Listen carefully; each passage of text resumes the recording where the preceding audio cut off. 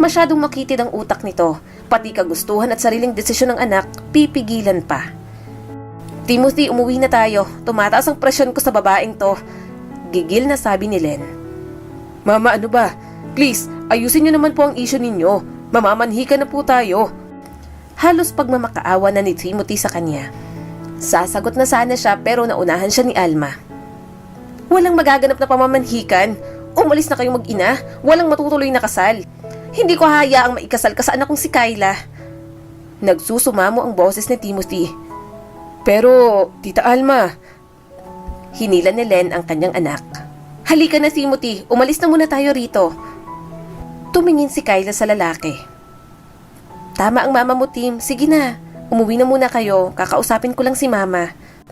Walang nagawa si Timothy kundi ang umuwi kasama siya. Naaawa si Len sa anak, pero anong gagawin niya sa pakikitungo ni Alma?